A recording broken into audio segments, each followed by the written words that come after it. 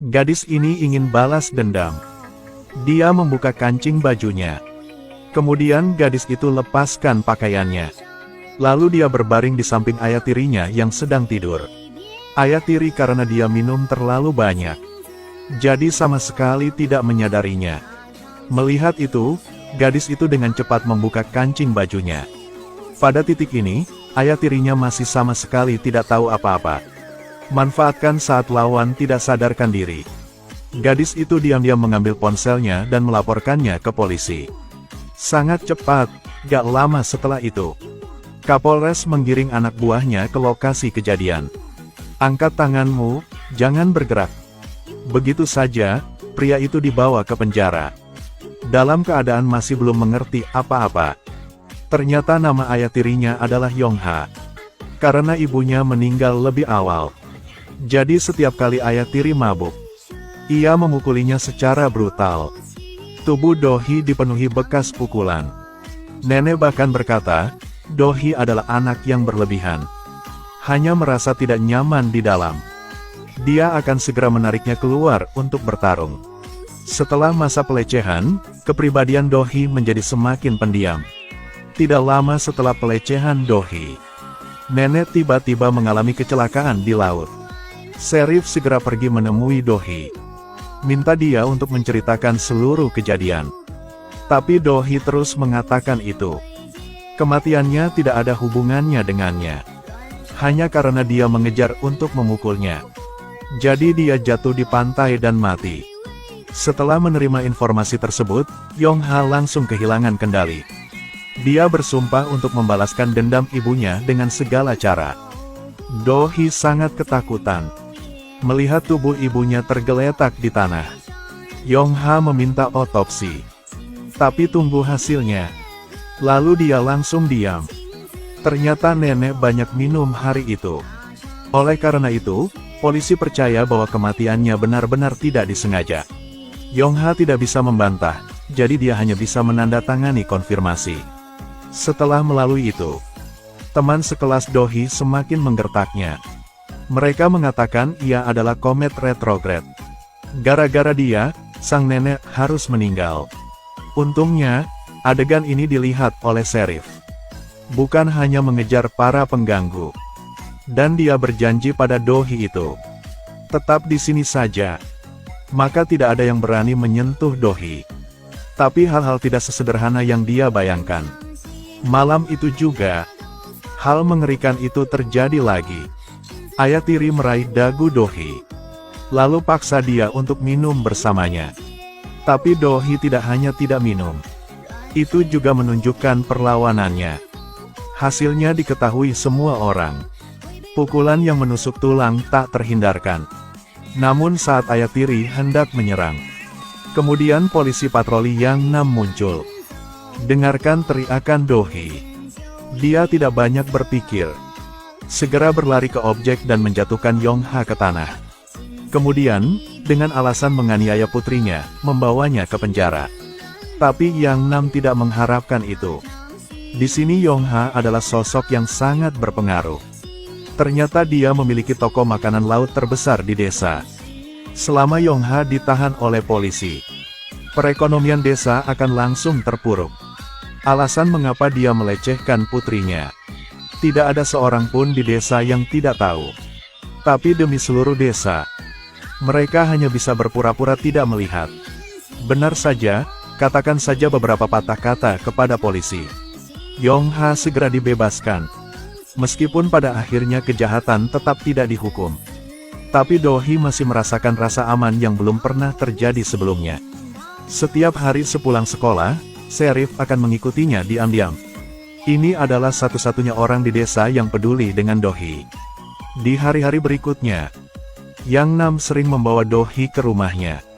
Juga secara khusus menyiapkan nasi goreng yang dia suka.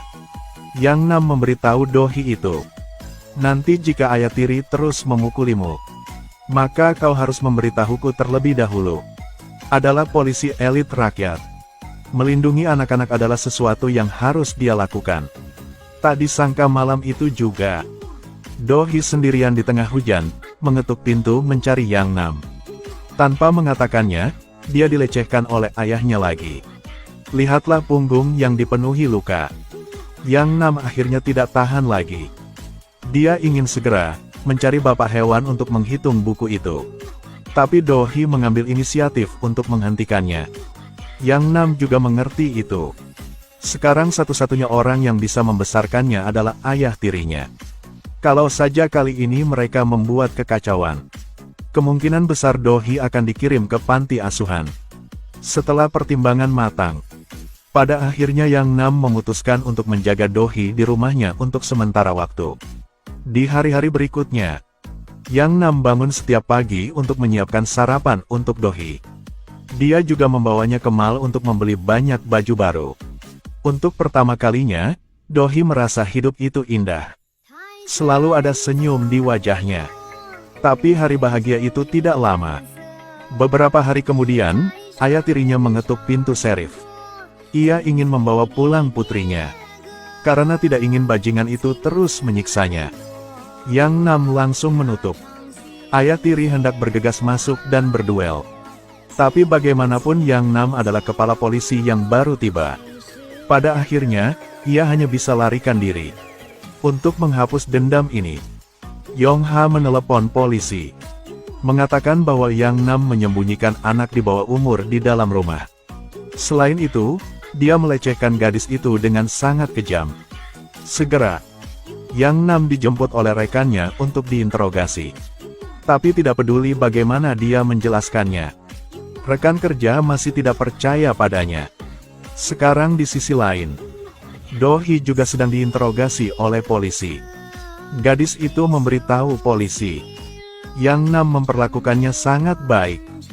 Bukan hanya membelikan dia baju baru, dia juga menata rambutnya sendiri. Mereka bahkan mandi bersama. Tidak heran karena pepatah ini, yang dicurigai polisi, Yang Nam melecehkan anak di bawah umur. Pada tingkat ini, kemungkinan besar Yang Nam harus dihukum. Baru kemudian Do Hee menyadarinya. Kata-katanya secara tidak sengaja menyebabkan dermawan dirugikan. Do Hee sangat tidak mau. Dia tidak mengerti mengapa orang yang paling baik baginya ditangkap. Adapun nama ayah tirinya tidak sebaik binatang, dia mengembara di tengah hukum. Gadis ini dianiaya oleh ayah tirinya setiap hari. Pada akhirnya, dia memutuskan untuk mengirim ayahnya ke penjara. Pada saat yang sama menceritakan adegan itu, mengamati bahwa Yang Nam tidak melecehkannya. Fakta bahwa kedua saudari itu mandi bersama hanyalah ciptaannya sendiri. Alasan dia melakukannya adalah karena ayah tirinya memaksanya. Dengan begitu, Yang Nam segera dibebaskan.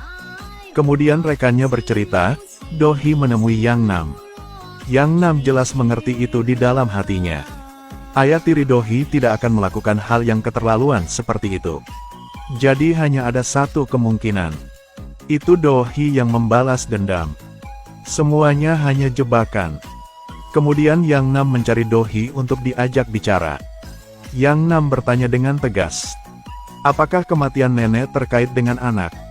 Tapi Do Hee tidak menjawab. Perhatikan air mata yang tak berhenti mengalir. Yang Nam mengerti segalanya. Tapi dia tidak menyalahkan gadis kecil itu. Karena usianya masih sangat muda. Apalagi ia sering dipukuli oleh keluarganya. Mengarah ke mentalitas balas dendam, ingin menghancurkan penyiksa mereka. Aku harus pergi. Kamu harus makan dengan baik, lalu tinggal di rumah dan belajar. Ini akan menjadi berbahaya di jalan malam ini. Benar-benar tidak berlarian. Setelah menyelesaikan hal-hal yang diperlukan, Yang Nam dengan cepat berbalik. Do Hee meskipun tidak berkomitmen sama sekali, tapi dia hanya bisa mengangkat matanya dan melihat adiknya pergi. Setelah kembali ke sekolah, teman sekelas mengejek Do Hee karena tunawisma. Itu sebabnya ia harus pergi ke pantai sendirian. Setelah mendengar ini, Yang Nam memutuskan untuk meninggalkan Do Hee dengan kejam. Kemudian dia memutuskan untuk pergi ke pantai untuk mencari Do Hee. Bu, bisakah kau tinggal bersamaku? Dengan begitu, Yang Nam akhirnya menjadi wali Do Hee. Dia melangkah ke dalam mobil, membawa Do Hee ke kota yang sangat asing. Berharap hal buruk akan berlalu. Bekas luka di hati Do Hee juga sembuh. Film berakhir di sana.